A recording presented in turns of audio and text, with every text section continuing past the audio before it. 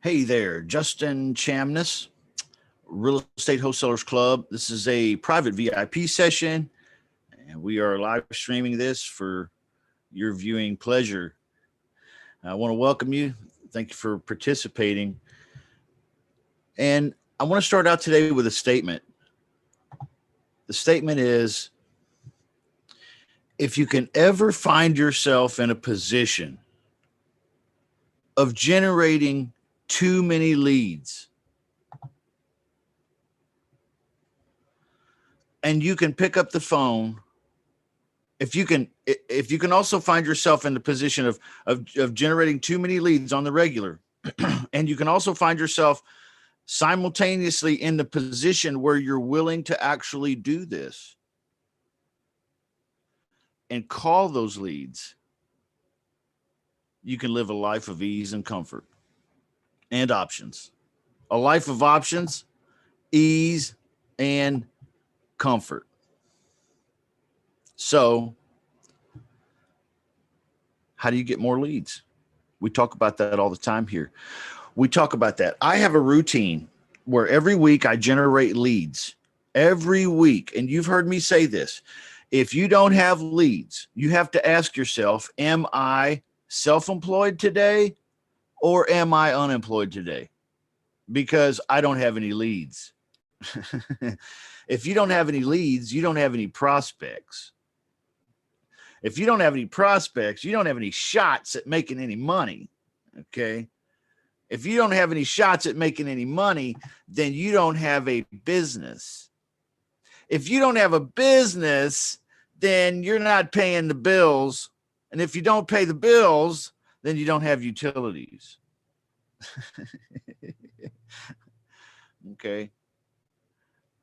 I used to get those, what are they? They used to be different colored. I think they stopped that now.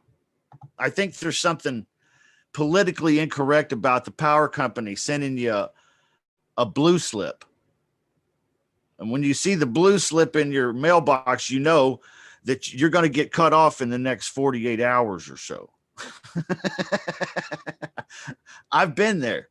I've sat there on the couch watching Netflix, hoping that I could get through the rest of this movie before they cut my internet off.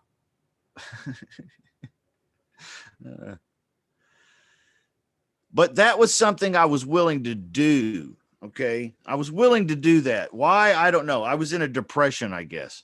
I was willing to do that. But somewhere along the road, I found out how to generate leads.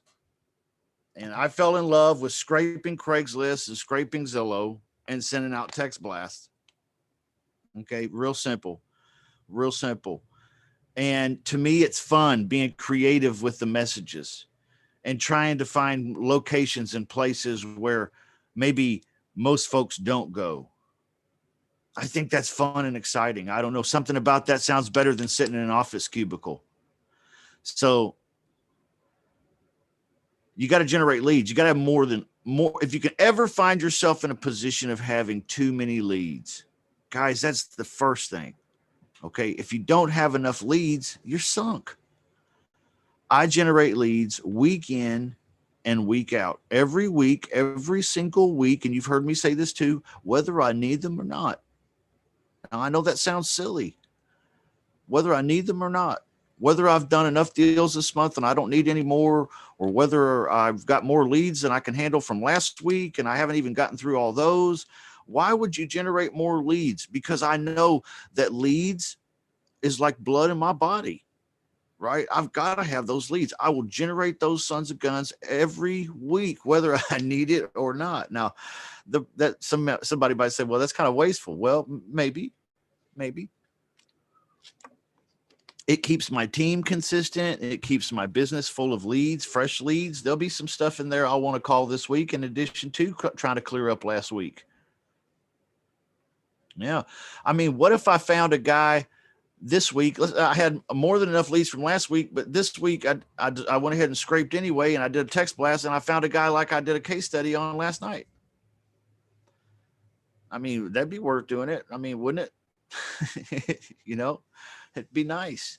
So I get leads every single week. If you can ever find yourself in a position of always having too many leads, and if you can also simultaneously somehow find yourself in a position of actually doing this, you can live a life of ease and comfort. That's true. That is so true. And I think we all believe that. That's why we are in the VIP club. So I want to welcome everybody that is here. Getting leads, automated REI. That's how I do it. I have a routine. Mark Richardson, he's in the room. He has a slightly different routine. It's all good. We have an accountability group called Shut Up and Be Accountable.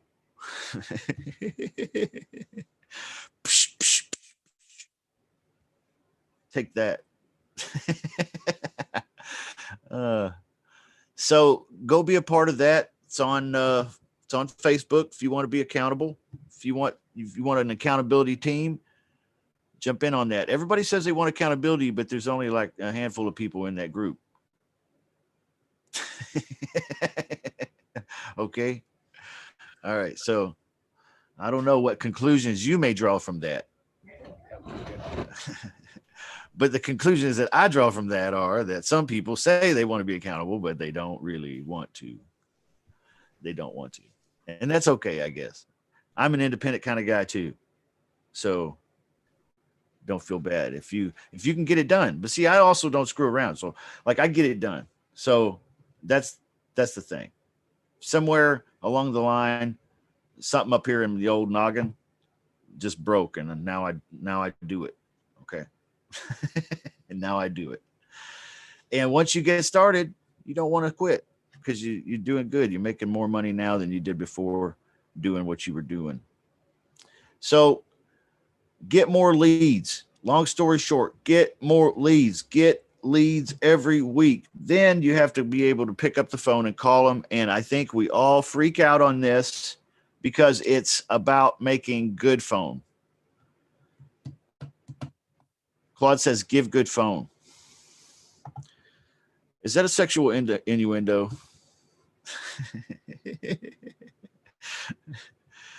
That he says he gives good phone. Okay. I like that. That's okay. So you got to give good phone. Part of giving good phone is overcoming objections. Now, there's about 10 objections. We've talked about this the other day. 10 objections. And homeowners, they never come up with all 10. Okay.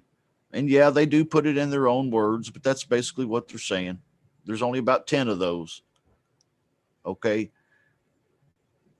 Never do they come up with more than maybe like 3-4 at a time on a phone call. So if you can get through those, then you'll close more deals, because objections are opportunities to solve problems that prevent deals closing, right? So you got to learn how to handle those objections.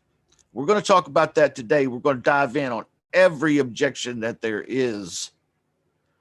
We're actually going to get through it today, I promise. But first, I'm going to do something very, very dangerous. Very dangerous. Like Evel Knievel level dangerous. I'm going to open up the floor for questions. Anybody got any questions? How's everybody doing today? I got a question for you. Okay, Mark, what's up, man? I'm doing a JV deal in New Orleans, or near New Orleans, but so I actually have two questions. One is, if you got a guy that wants to do the JV deal, do you do it as a non-exclusive, or do you, meaning that if you find a buyer, he doesn't get any money, or do you have him just sort of take it over, or what? How do you go about that? What's your? Okay, so he has the property under contract, or you? No, I do. Oh, okay. I don't ever JV partner with a guy where it's exclusive. I mean, I never have. I don't think ever. So if you got a guy that wants to bring a buyer, is that correct? Correct. Okay, then yeah, if he strikes out, kick rocks, bud. Right. Okay, cool. You know what I mean? Right. So I don't know you squat, man. All right, cool. That's the way I set it up, but I just wanted to, I mean, he's busting his ass. He went over there, took all the pictures, took videos. I mean, he did a bunch of stuff. So, I mean, if I end up getting, we have a good chance to make some good money on it. I mean, I'll kick him down something just for his work, but, Yeah.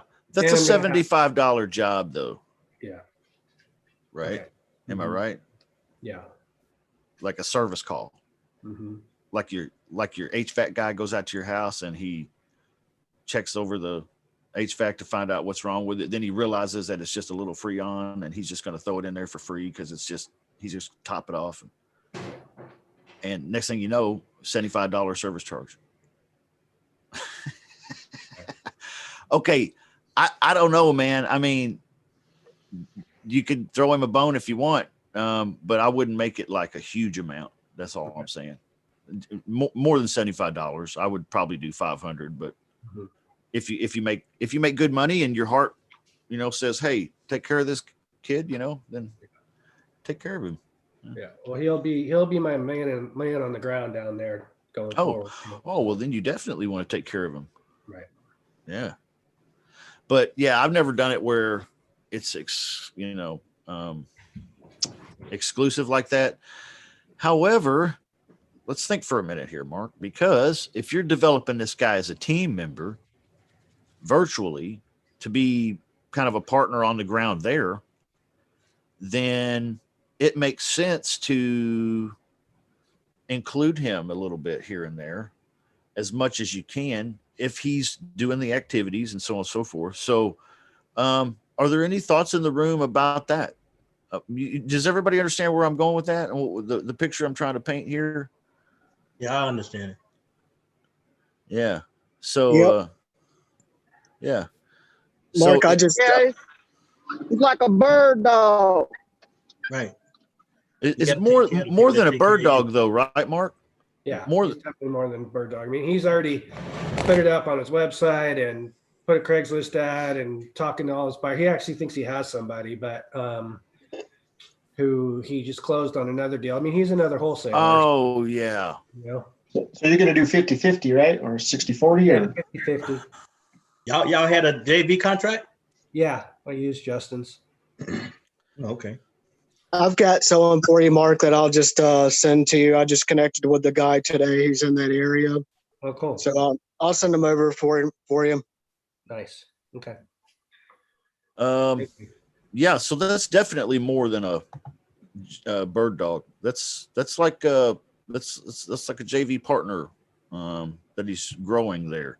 So I had a situation like that developing at one point in my business, and I remember it was kind of one of those deals where I didn't really have to send him anything, but I felt like I should.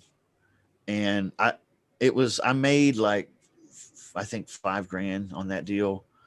And I sent that lady like 1,200 just out of the goodness of my dumb old heart.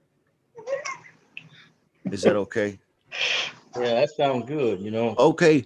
But You, but that lady's willing to do business with me a lot more. See, I could call her up right now and say, hey, I got a favor. I need some help. Will you do this for me? Oh, Justin, I'll do anything for you. But see, that's the kind of relationship I wanted with her because I kind of need that. Is that where you're coming from, Mark, with that deal? Absolutely. Yeah. Yeah. Well, I'm not going down there to show any places, that's Yeah. a long ways Yeah. away from Yeah. me. So, and I got another one I think I'm getting under contract today that's about an hour away. So, he'll be working on that one too. So there you go. There's an old proverb: a worker is worthy of his Wages. hire, his wages, his pay. Yep.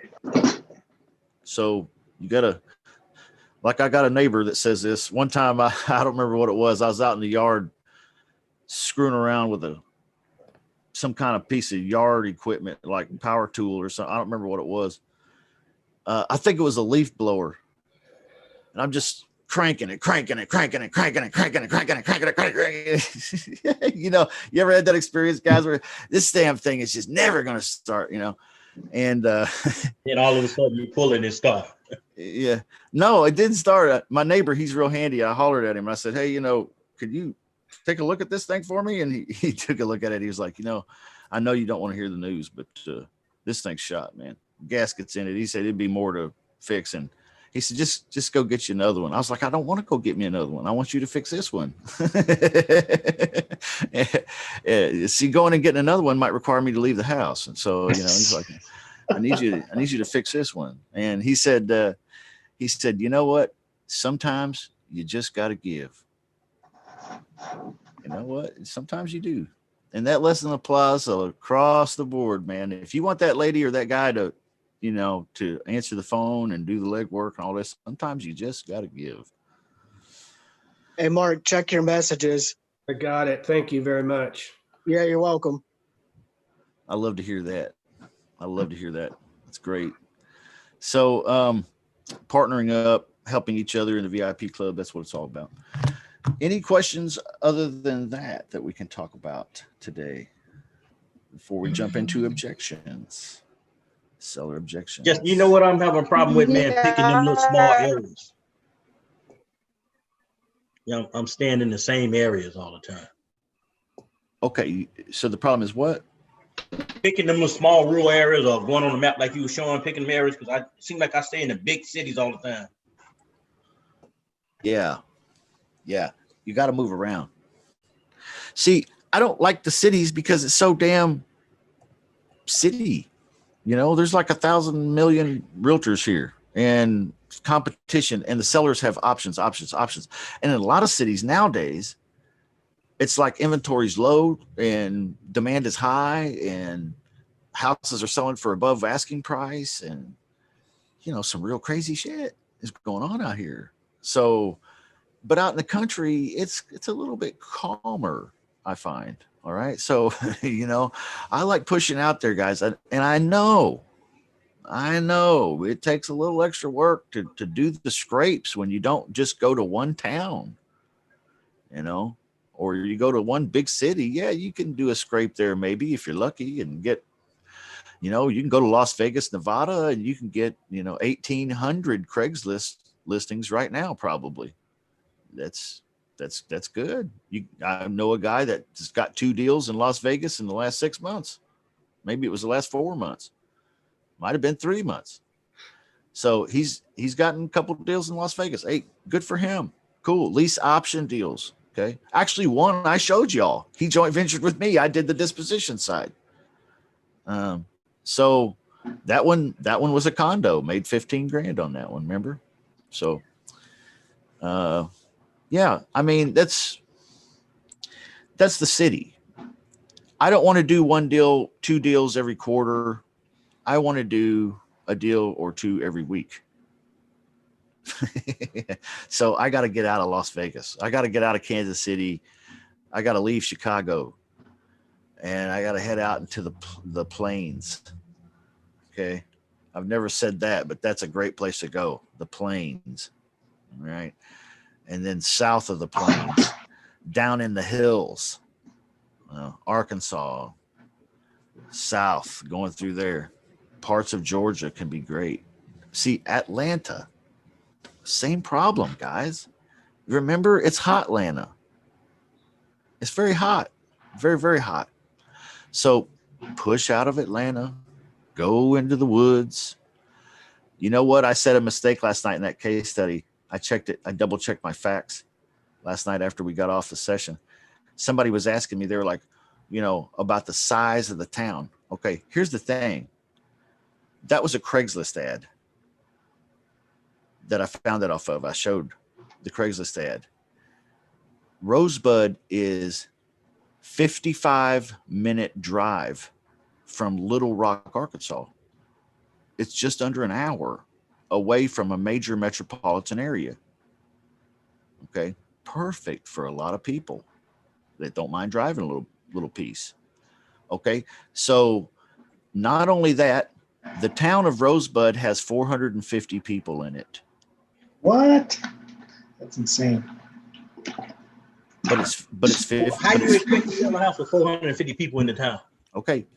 It's It's 450 people population in the town of Rosebud, but Rosebud is 55-minute drive to Little Rock, Arkansas. But Rosebud sits in White County, Arkansas.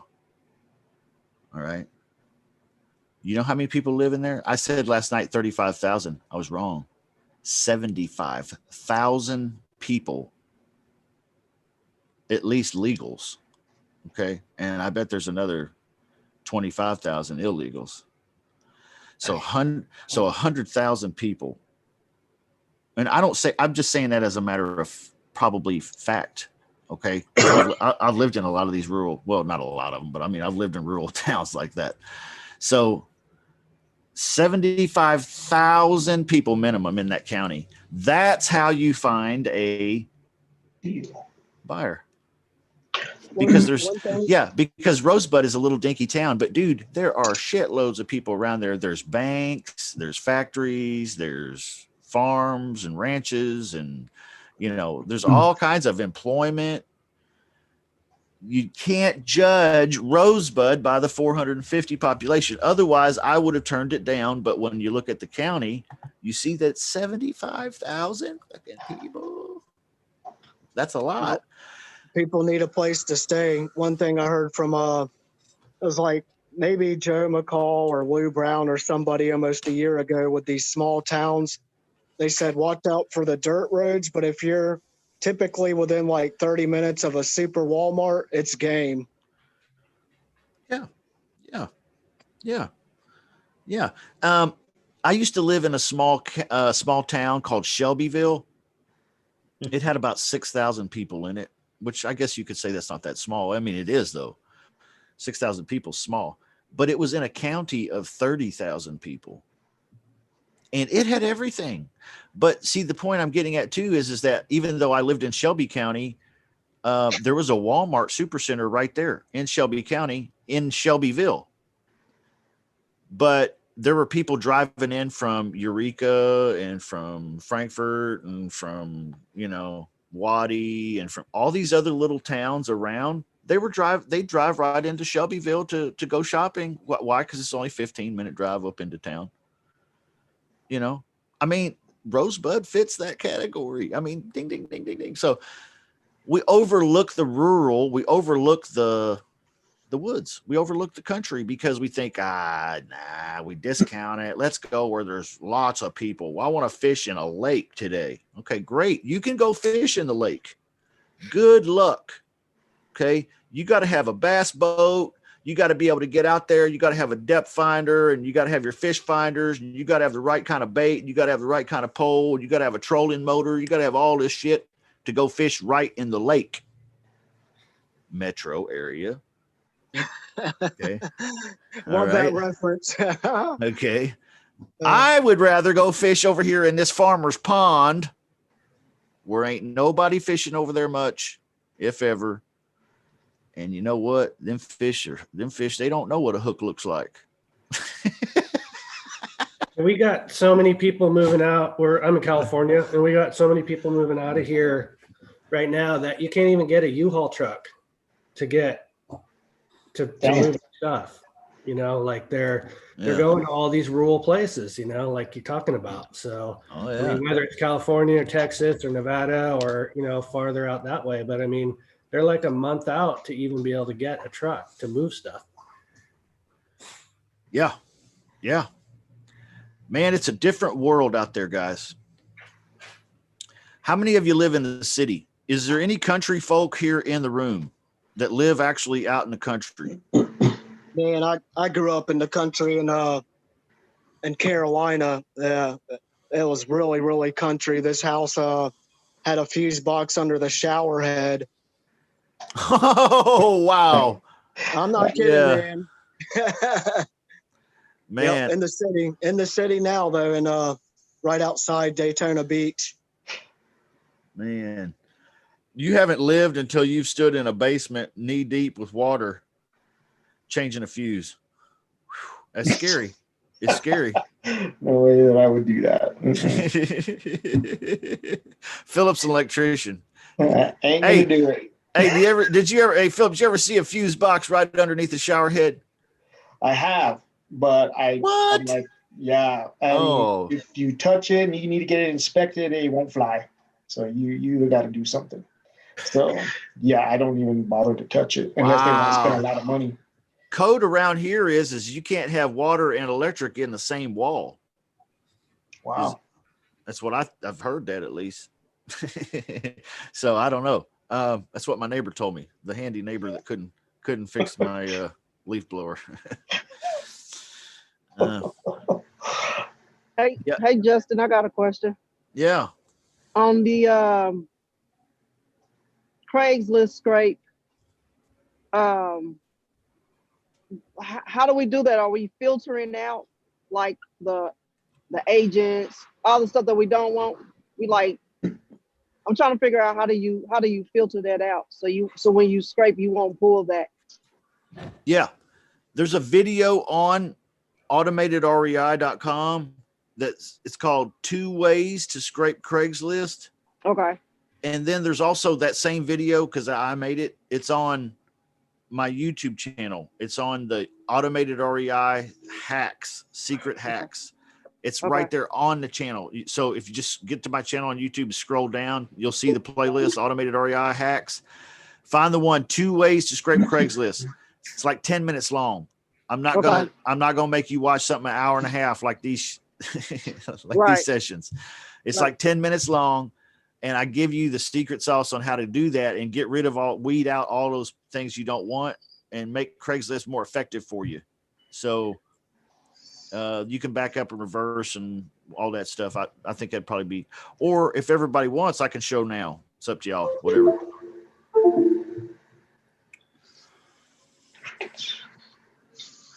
Any other questions? Any other thing we can discuss too? I want to jump into this objections. So, somebody said it last night. They were talking. They said rejections, and then they said, I mean, objections. And I thought, interesting. Is there a difference? Is there a difference? I think there is, actually. Is there a difference between objections and rejections, y'all? Of course. So. Of course. Rejections, you being rejected. Don't want, no. Leave me alone. I'm not going out on a date with you, no. Yep. Rejected. End of phone call. Objection means what? If rejection is end of phone call, what is objection? A way to make money. Phone call. Objection. Everybody said it at once. I couldn't understand. To me, it's like maybe, but I'm just trying to understand. There's something I don't like. That's my objection. Fix that, and then I'll do it. Fix that, and then I'll do it.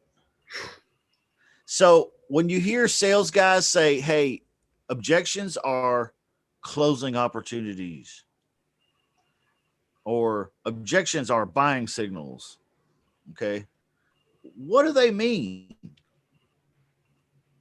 Because that's basically what we're talking about, right? Yeah, I mean, they looking to buy, but they got something that need to be corrected, and there you go. Yeah, fix this, and we'll do business. Okay. Or I don't understand it. Help me understand it, and maybe we can do it. Okay, good point. Maybe it is I don't understand. Tell me more. Okay. If you watch Jordan Belfort, he talks about his system is a loop system. And if you throw an objection at him, he interprets it as tell me more, and he goes back to the beginning of the loop and he comes at you again with new benefits and a silver bullet this time. Okay. That's maybe what the objection is. Tell me more. Maybe it's fix this and I'll do business.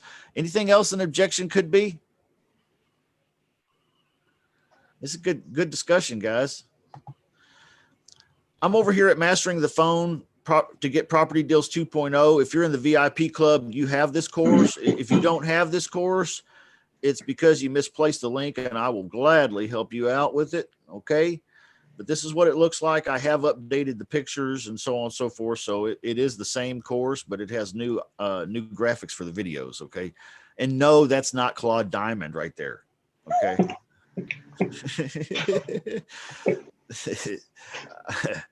That's not Claude Diamond, but Claude Diamond is the Godfather. Now, in this course, if you slide all the way down and you click the big giant green button there, it will pull up for you this Google Drive folder. And in this Google Drive folder is the map that we use when we practice our full role play sessions. So this is the actual phone call cheat sheet here that we use. The qualification questions, why they want to sell, tell me about the money, what do you need, what do you think it's worth? You know, is this something you want to do this month, next year? What's the timing on this for you? How quick do you need to get out? Commitment. Are you the only person that needs to make the decision? Can you make a commitment? Or is this something that you need to talk about with a wife or a partner or a lover or a priest? Okay. All right. So there's that. And then we also have this objections cheat sheet. All right. The objections cheat sheet. And this is what I want to go over today. We had 2 volunteers on Tuesday. Who were they? Mark Richardson, I think, was one of them. Yeah. Who else was it? I don't remember. I could be one. Philip. I was the last one, actually. He already had 4. Okay. Let's just go through this. Let's just go through this and read it. Okay. And I want you guys, and we'll read it role play style. Okay. So let's just go through it and read it role play style and alternate. I'll be the homeowner. So I'll do the objection lines. This is like, man, this reminds me of when I was in high school and the teacher would pass out like a Shakespeare play and then she would assign like a role and I had to be like Hamlet or something. And so I would only read the lines that said Hamlet : I'll be objections and you guys be answers. And why don't you alternate? One of you start first. Mark, you start first. You handle the first objection, and then I'll scroll down. Philip, you can handle the next objection. We'll just keep rotating like that. Does that sound good? Is everybody with us? I want to expose you to this, to the objections. Now, I'm going to give you the disclaimer. I put it right at the top of the sheet here. This is not a script. Okay. If you want to use this as a cheat sheet, perfect. If you want to cut this out, put this on the wall and above your desk where you make your calls so you can reference things real quick, get your mind back on track, that's fine. All right. This is just a teaching tool. I want you to become the script. All right. Okay, so you said, how you going to do this now? Yeah. Well, I'm going to be the objector, and then Mark and Philip are going to be the answers. They're going to rotate. Just Mark and Philip. Okay. Just Mark and Philip for now, unless you want to get in on it too, Ed. You want to get in on it too? Yeah, that's fine. Okay, we'll do every third one. All right. So Mark starts first, then Philip, and then Ed. All right, here we go. Objection number 1, and this is number 1 for a reason. Okay, because this is the number 1 objection that there is. Okay, I put it there for a reason. Now, this happens in 95% of my phone calls. So get used to this one. Now, remember, they're only going to have 3 or 4. We're going to go through 10. Ring, ring. Yes, I'm looking for a cash offer. I need a cash offer. Yes, I'm looking to sell for cash. What kind of offer can you make me? Yeah, I understand that. As I told you in the beginning, I'm an investor. And I don't know, would you be open to something in the following range, like maybe 200 to 220? Kind of depending on repairs, I'd need to be able to do my due diligence. No, I couldn't do that. That's too low. I mean, I've got it. I think I'm not going to have a problem selling it for 250. No, we're fine on that. Hey, I understand that, and I appreciate that. So let's just take that off the table right now then. Let me ask you this. If I was to go full price, would you maybe think about doing something creative for the next 18 or 24 months? Okay, there you go. All right. Well, I might, but are you going to be living in the house or is someone else going to be living there? Ooh, objection number 2. Yeah, yes, yeah, no, Mr. Homeowner. No, like I said before, I'm a real estate investor, and here's what I'd like to do. I would like to put some good people in there, make some money doing it, but I also want this to be a good fit for you. Does that sound reasonable, or maybe not? Well, how do I know the people that you're going to put in there won't tear up my house? How do I know the people you put in there are going to keep paying the rent? I mean, how do I know the people you put in there are going to buy the house? What happens if any of this stuff goes down, man? I don't know. Mark. Oh, that's me. I thought Eddie was going. Oh, that's Jack. Okay, that's objection 3. Oh, Ed. Okay, that's a great question, Mr. Justin. What would normally happen if I wasn't in this situation? If you were motivated. Well, I guess I'd have to evict them. I mean, I'd have to get rid of them and go down there and I just don't want to go through all that, really, you know? Yeah, in the worst case scenario, Mr. Justin, those same they seem the same. Hold on, I'm messed up. There you are, right at the top. Right. In the worst case scenario, Mr. Justin, those same these things is messed up, man. Those same things. No, in the worst case scenario. You're doing okay. You're doing okay. That's why we're going through this. Just to bull through it. We're just going through it, crashing through it. No problem, man. That's what we're doing. In a worst case scenario, Mr. Justin, need to happen here. Yep. Keep going. Doing good. But I do not know. But I don't know what's happening. The folks I put in are some good people. We do employment. We do 2-year retail checks. I mean, rental checks and everything to make sure everything is fine with them. Yep. And the credit, and we do a good credit check, and that make them. I mean, what was it? I'm all confused, man. That's all right. You want somebody to tag in? Yeah, go on tag in because I'm checking the wrong one. Yeah, let me tag in. 'Cause I do it a little bit differently. Like I'll say, yeah, you know, I'm going to put somebody good in there that, you know, eventually going to buy the property. And, you know, it's a totally different mentality as far as a tenant as opposed to somebody that's going to eventually buy it. Oh, yeah. Okay. How would you manage the property living so far away? I mean, how do you do this not living in the same state here? I mean, where are you at? Is that me? Justin, I'm in Albuquerque right now. Well, how do you have rental properties in other places besides where you live? Well, that's a great question. Well, I do this all the time. I have partners that do that. I have boots on the ground in other places. That's basically how we do it.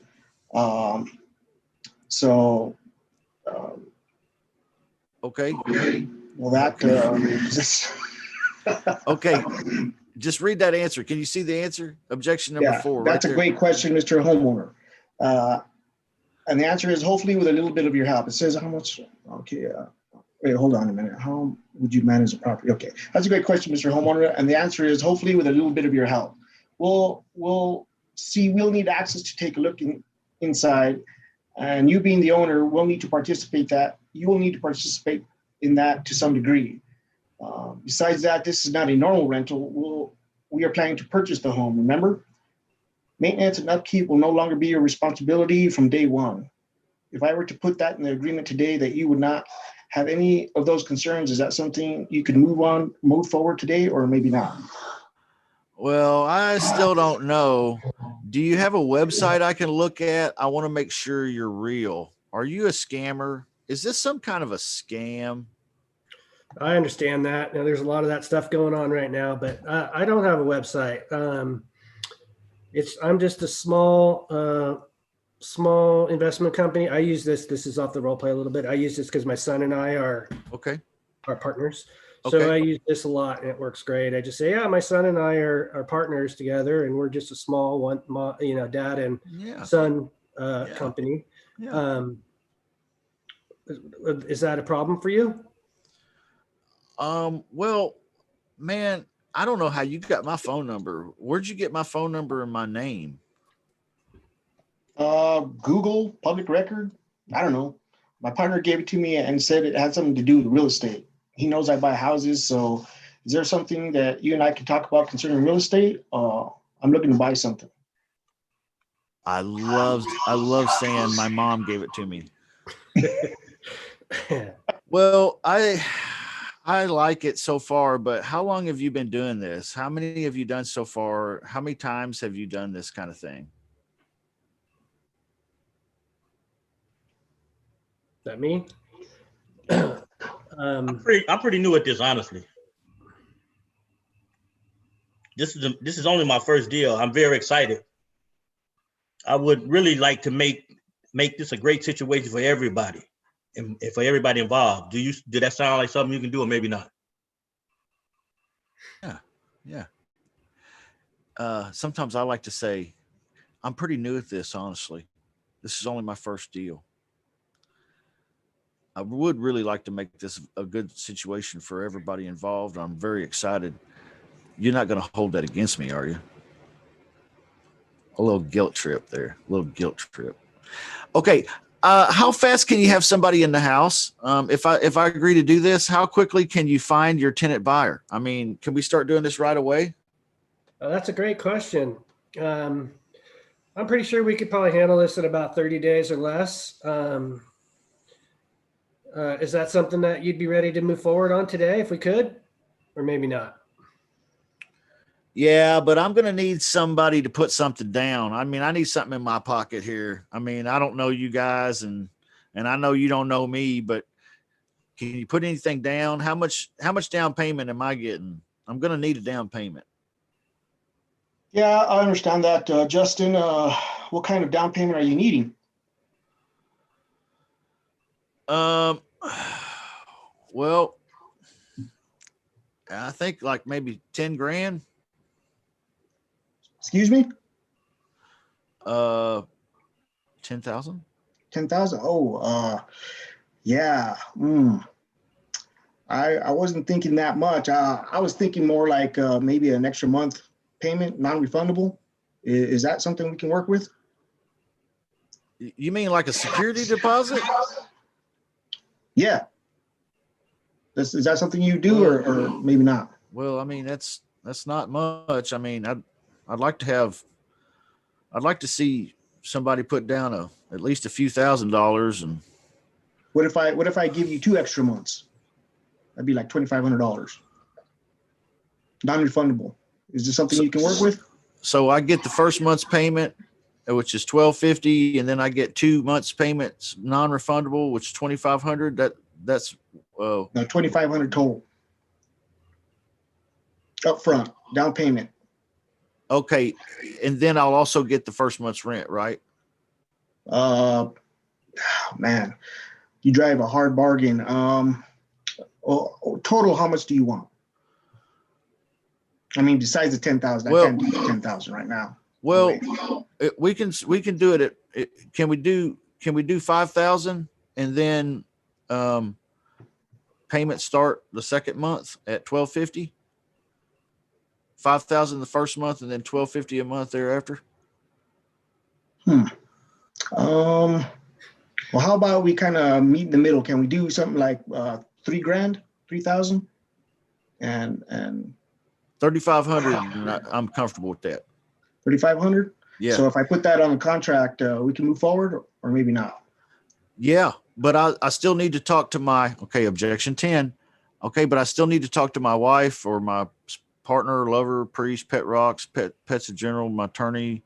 I got an accountant friend, my brother. I have a buddy down at the bar. Also have a baby daddy that I need to run this by because they still are a part of my life, even though they shouldn't be. My brother, sister, realtors. I got a property manager, a few mentors I should check with. Let's see, I'm going to pray on it also. So I'll get back with you on this, but I think it's a great idea. I understand you completely.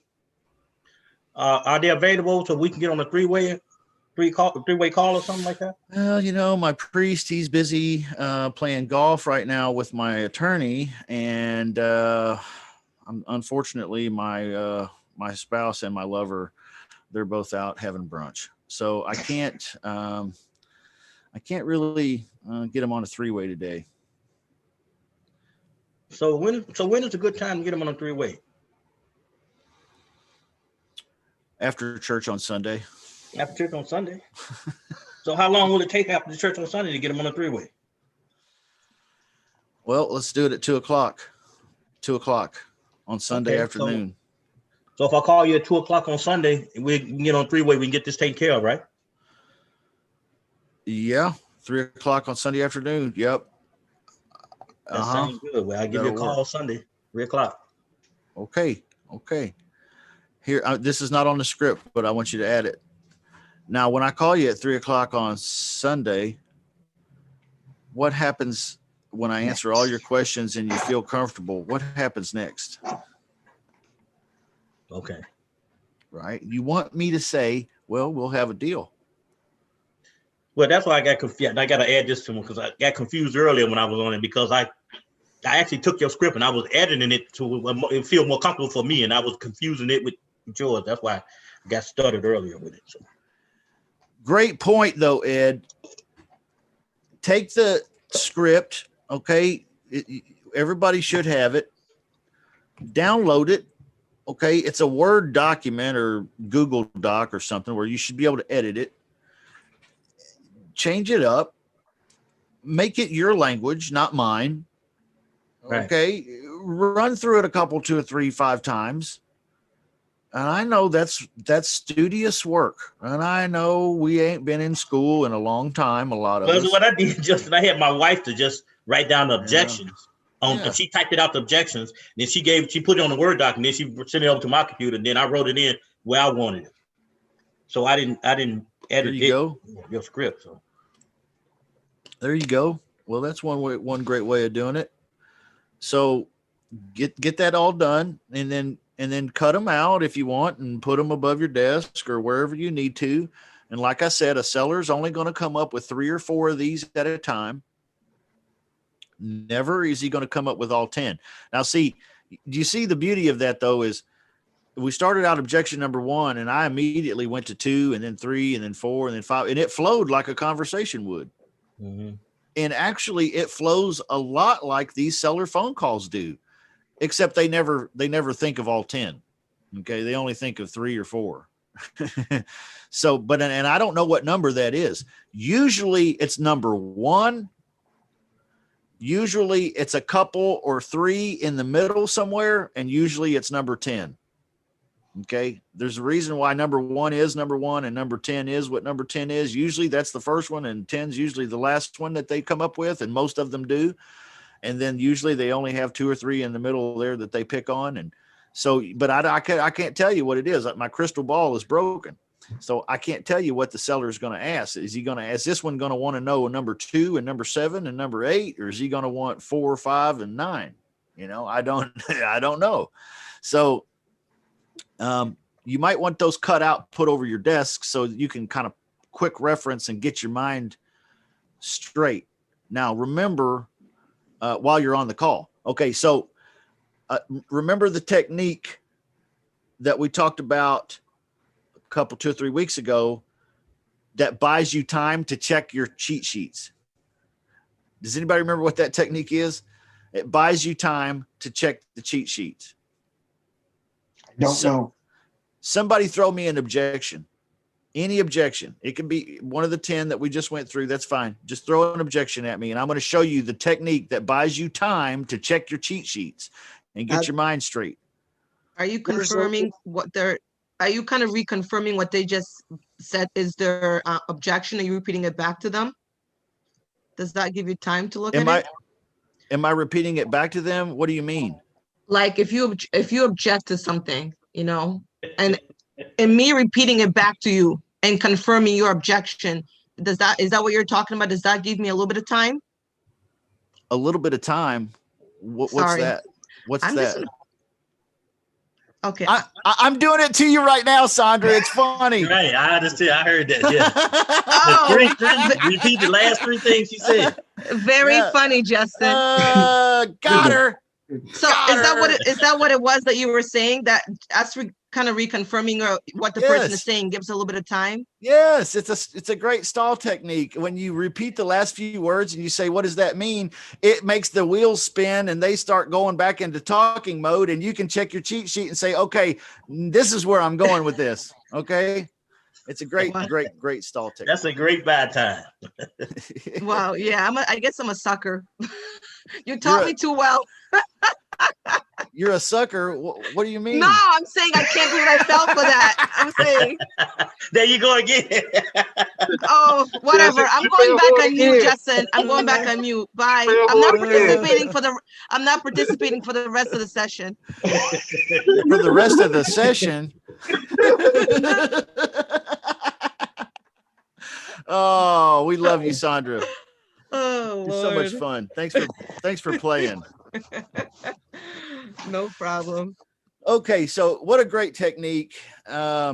Stall. It's okay to stall. Sometimes you got to slow these conversations down a little bit because, you know, your blood's pumping, you're breathing, you're thinking, your mind, you know, and then I know I've been there, like that t-shirt that I wear that says I'm thinking, and it's got the little spinning symbol on it, you know, like your computer. I'm thinking, yeah, my brain has done that on the call many times. And so learning that little stall technique, that'll save you sometimes. And it's okay if you're not polished and smooth anyway. Am They I sound right? human. Yeah. They don't want to do business with a robot. How many of you in here love it when you call somebody and it's a robot? Nobody. I hate robots. Nobody. Give me a human. You know, here's the beauty of I think the world we live in, just to derail the subject for a second. That's that we live in such an automated, technology-based existence. Everything is computers and robots and AI now, and automated, and logarithms and algorithms, or whatever it is. And yet in the human world, we are all now more longing for real human relationship than ever before. True. So if you can connect with them as a human, you know, sometimes humans stutter a little and wait, hold on, what do you mean? Okay, humans do that. That's okay. That's real. People buy that. People buy Columbo, that. the old Columbo. Oh, one last question, right? Is that the Columbo close? Yeah, absolutely. The Columbo close is in there. In close number one, in that objection number one, it is, you know, hey, I want cash. I need cash. I'm looking for a cash offer. And then you say, okay, well, this cash offer is not going to work, right? I'm an investor. You want too much money for me. So let's just call this over. Walk away real quick before I go. If I were to give you full price, would you do something creative with me for the next short while, couple years, 2-3 years, 5 years? Columbo, that's a Columbo close, right? Absolutely. Is that what you were talking about? What were you referring to, Mark? That's what I'm referring to, exactly. Yeah. Yeah, that sounds like Columbo. That was a good show, by the way. Columbo. Where the guy had a knack for walking away and, oh, one thing, here's the last nail in your coffin. You know, right? Let me hand it to you, you know? Yeah. That's a good technique. Still works today. It's a great way to go from talking about cash money to lease options. Okay. And that is probably the difficulty most of us have, because how many sellers, when you call them, are ready to talk about lease options or lease purchase? Like none of them. All of them want cash. Right. They all are thinking, I put my house on Craigslist to sell it.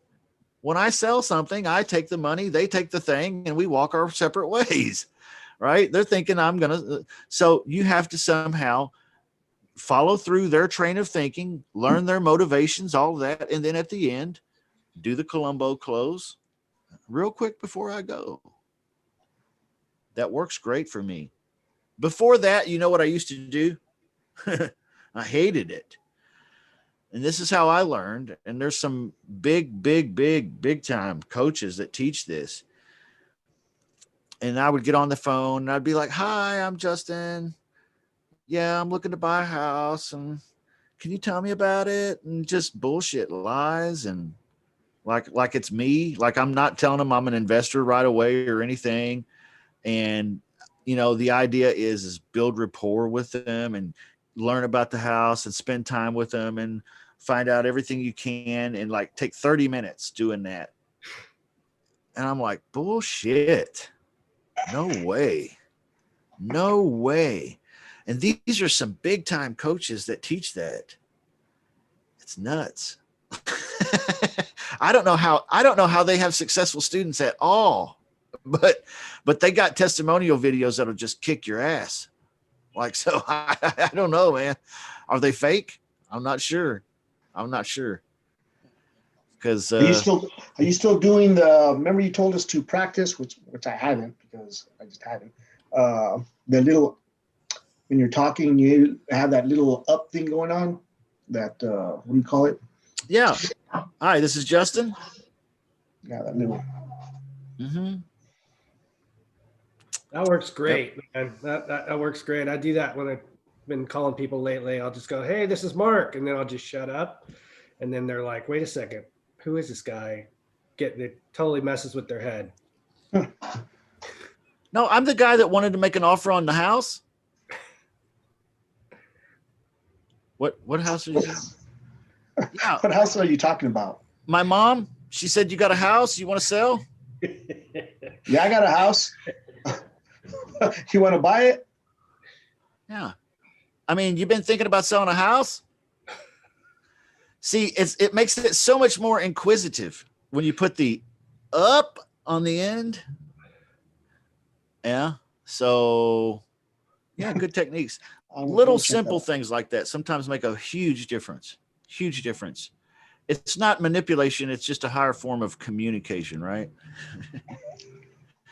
That's what I tell my wife. I hope she believes me. I could tell you my first wife didn't. This one here, she's solid. I'm serious. I love my wife. But my first wife, she didn't get it.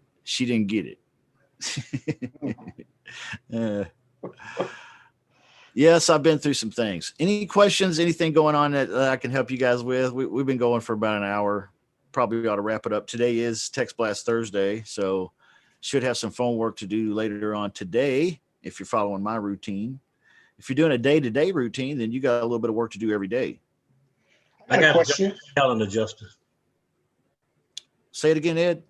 Say I need to jump on your calendar.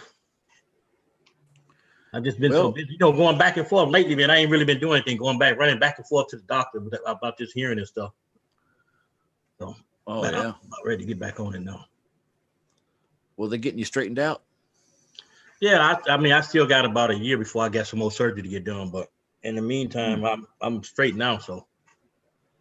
Oh goodness. Okay. Well, good. I'm glad they're able to get you back into working condition. Oh yeah. Is that right? Yeah. Yep.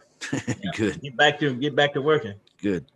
We've had some pretty big illnesses happen to people in the club, and some major things go on, and they don't always share that with us, but we sometimes hear it through the grapevine. We see it on Facebook, some of your other posts and things. We're friends with you. And, if you're out there and you're one of those folks, and I know there's one that I think maybe lost a partner even, I'm not sure.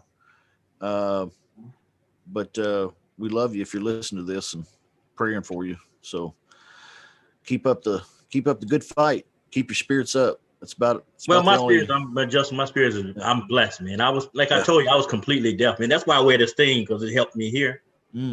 But I'm getting some surgery and stuff there, so I won't have to do that. So. I thought that was your Bluetooth connection, man. No, I wish it was. It's actually a Bluetooth hearing aid. It's Oh, I a see. bone inducive hearing aid. It actually wow. just as long as it's on your head, it carries the waves to your hearing nerves so you can hear. I usually wear it in the back, but I guess with the skull up front is a lot more. Is that a military? Is that a military damage? Yeah. Well, thank you for your service, man. Your sacrifice. Yep. Yeah, thanks, Eddie. Yep. But we I getting sti- there. I still My got. wife was telling me yesterday, you should be a lot farther along you what, but I ain't been doing nothing. That's kind of how we started this. If you can ever find yourself in a position of having too many leads, and if you can ever find yourself simultaneously in the position of being willing to do this, you can have a good life of ease and comfort. That's true. So I got one more. I got a question there, Justin. When you're talking to a person who wants to sell their house, but then let's say you mention about putting some tenants in there. They said, and then they ask you, well, I thought you were buying the house. Are you going to buy the house, or are you selling it to somebody else? Yeah. So here we go. This is objection number. Let's see here. Objection number 3, I think. No, because I'm calling them. They have Number a house 2. for sale, and I'm saying I want to buy it. And then Yeah. all of a sudden I change it up and say, well, I got to, Yeah. Here's what I say, Mr. Homeowner. Here's what I want to do. I'm an investor. Okay. I want to put some good people in there, and I want to make a little bit of money doing it. But I also want this to be a great fit for you. Does that sound reasonable, or maybe not? So are you going to be staying in the middle of this, or is this are you going to get somebody else going in there? How does that work? Yeah. Great question. Mr. Homeowner, this is basically question number 3. Right. In a worst case scenario, Mr. Homeowner, you would have a regular tenant. But in this case, the folks that I put in there are good people. We do 2-year rental check to make sure they have a good track record with previous rentals, employment and income verification, criminal background screen, and credit check. They also visited with a home loan lender, and they have a plan to qualify to buy the house. So these folks here are not normal tenants. Okay. If I drew up the paperwork today to put you in the driver's seat and give you the ability to approve or disapprove this candidate, would that make you feel comfortable? And could that be something we could move forward with today? Yeah, we possibly, but how would you make your money? Because you said you want to make a little bit of money. So where do you make your money? Where do you make your money? I charge the people that I'm going to put in there. And so I don't charge you. If I put it in the agreement that way where I don't charge you, but I get all the profits that I'm going to get, I get it out of them. Is that something we can move forward with today? I'm just curious to know how much are you charging? Yeah, not sure yet. Usually it's a few $1,000s. Is that a problem?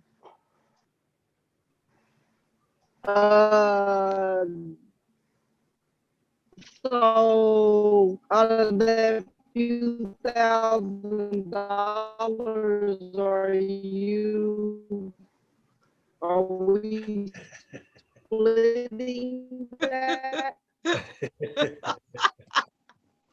Are we splitting that? A few $1,000s. Are we Because splitting that? basically you're saying that you want to lease out my property, so and you're getting $2,000 from them. So are we splitting that? Yes.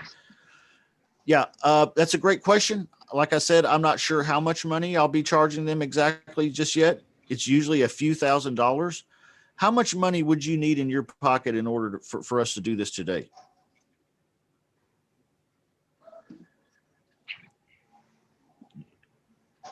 Are you saying that 50% splitting that is the only thing that'll make you feel comfortable? I mean, I would need something. That's what I'm trying to understand. Okay. You said that. Okay. Okay. If I put it in the agreement that you and I split that 50-50, do we have a deal Yeah, today? I believe so at this point. We have a deal today. Okay. I'll do that. That sounds good. We got a deal, right? We got a deal. See, I just closed her. I'm okay with giving her half. I'm okay with giving her half if she's willing to do the deal. 50-50. Aren't you guys willing to give her half if she's willing Yes, to do we the will. deal? Yeah, because Absolutely. half a zero is nothing. So Half yeah. a zero is still zero, right? Yeah. So there you go. That easy. So you got to get a little fluid with it, get a little practice with it, get a little loosey goosey, get confident. Okay. Be the script. Be the script, y'all. Be the script. I am the script. Okay. I am the script. I'm going to make a t-shirt that says that. I am the script. I like that. That shit's hot. All right. I have one last question for you. Has Okay. after you've assigned a tenant buyer and kind of got out of the deal and you haven't stayed in the middle, has the seller ever gotten in contact with you again after that? Yeah. Sure. What do they typically, what usually is the reason why? What, they've left too early or what? Yeah, usually one of two or three reasons. One could be a good reason, and it could be that they're calling because, hey, this term is coming to an end, and these folks contacted me and said they're ready to buy. Is there anything we need to do with you? Okay. Oh, okay. Okay. Sometimes I get that, and I'm like, no, you're fine. That's great news. Congratulations. Is anything I can do to help? Okay, great. No, wonderful. Be blessed. You know. That's a good phone call. Another phone call that I get from time to time is hey, this guy, he's moving out. What do we do? What's happening? What happens next? Okay. And then you just have an opportunity to either close the guy and put somebody else in there, or let him off the chain and let him free. Okay. You're not obligated to do anything. So sometimes you get that, and sometimes you get the payment problem too. Hey, I'm calling because this guy, he's been here for 10 months and I didn't get a rent check this month. And last month it was late 15 days. And so I don't know what's going on with this guy. Oh, okay. Well, have you asked him? I'll try to give him a little advice, I'll try to help him out. I'll also at the same time try to set him up to do the deal again if he gets rid of the guy. Okay. So if I can, okay. So it's all about customer service a little bit there too. But remember, every bad deal is a possible deal, a second, to happen a second time, a second chance. So every deal that goes bad, I try to convert into another deal. Okay. Make it into a deal. Get those people out of there and let me go in there. And, I know it's going to need paint and carpet cleaning and all that. I don't care. I'll find somebody that's okay with doing that. Oh, you can? Oh yeah, I can. See, I'll try to butter it up, make it like a buttery biscuit they can't refuse if I can help it. I hope that answers your question, Sandra. Yeah, it did. Thanks. Any other questions, guys? Been a great week. Practice those objections. Okay. If you ever find yourself in a position of having too many leads, that's a great place to be. Now you just got to find yourself in a position where you'll actually pick up the phone and do this shit. Okay. Here's the objections. I've equipped you with all of them. We've heard them all today. Every objection there is, we heard today, really. If there's a new one, I don't know what it is. If you find a new one, tell me. Those are the top 10 at least. Okay.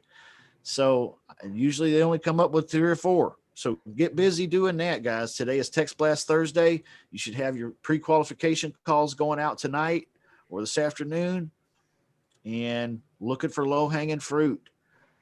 I've heard several times in the last couple of days that people are judging leads though. Okay. So don't judge these leads. Call these leads. Don't judge them, pre-qualify them. Justin, what would you say to a homeowner if he came back to you and say, well, I didn't heard the lease options and I don't want to do no lease option. I need cash. You go back and do them the same thing to objection number one? Yeah. Except I would kind of probably spin it a little bit. I'd say you don't want to do a rental. What do you mean? But he just said, I don't want to do a lease option. Lease options is, oh, I done did that before. I don't want to do a lease option. Oh, you did a lease option before? Yeah. Okay. And was that a bad experience? What happened? Well, I don't know. I guess that's what he's saying. He had a bad experience. Okay. What was bad about it? Well, I didn't ask him. That's why I was asking you. What would I ask him? Well, I understand. Yeah. And that can be a problem, Mr. Homeowner. So if I were to change up the agreement and make it where that wasn't an issue between you and me, does that make you feel more comfortable in talking about doing something creative with me? Or maybe not? Okay. You follow me? Yeah. Yeah, I was just trying to get a feeling on what would you say, because that's what I had a guy to say to me. Yeah. No, lease option, man. No, I don't want to do a lease option. And I asked him, I said, well, what do you want to do? What you trying to do, a rental or something? No, Yeah. Yeah. I just don't want to do a lease option. Yeah. Well, if I had taken that kind of answer from my wife, I wouldn't be married. Right? All right. I would have never, ever been able to be successful in getting a lady. Okay. Because that is a bogus, vague ass answer. I don't like lease options. Why don't you like lease options? Well, I had a bad experience. You had a bad experience. What does that mean? Well, what went wrong? What is it? What you need to know is what is it about lease options he doesn't like? Because if you get down to what he doesn't like, then maybe you can offer a solution that goes around that problem and makes him feel more comfortable. And now you can go ahead and get the deal. So in essence, what you're saying, any objections they got that you see them having, you find out what it is and try to deal with it. Yeah. Yeah. I'm tired tonight. Oh, you're tired tonight. Okay. Don't touch me. I'm tired. I just don't feel like being touched. Okay. How many of y'all heard that before? Honey. Justice, man, you that's great. That's a good one. I'm just saying, is it really that she's too tired? It might be. Or it might be that you was an asshole this afternoon and said some things that she didn't like, and now she's too tired. Okay. You got to find out what the real problem is before you can fix it, brother. Okay. That's my best advice. Okay. Yeah. If you don't know what the real problem is, you can't fix it. But if you do know what the real problem is, at least you got a shot at fixing it. Okay. I'm sorry. I don't mean to sound so chauvinistic, man. I hope it didn't come across that way. But that's true. That's life in general. You think about it. You can't fix it if you don't know what's wrong with it. You can't fix it if you're dealing with general information. You can't fix it.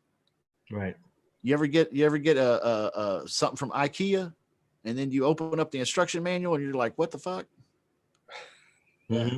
This is some general instructions, and that's what it'll say on the top. General instructions for. Yeah. Okay. Wonderful. I want the specific stuff. Okay. Because that's how you put this shit together. You take this specific nut, you put it right here on this specific bolt, and you tighten it down with this specific wrench. Okay, that's what I need. That's also what your virtual assistants need. That's what I need. That's what you need. I'm too tired, Philip. I'm too tired for you tonight, man.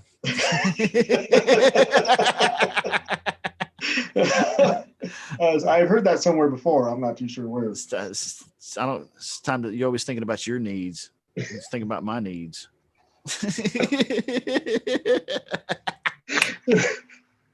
I love you guys. Hey, have a blessed day. Everybody stay safe out there, okay? Thanks again, Justin. All right.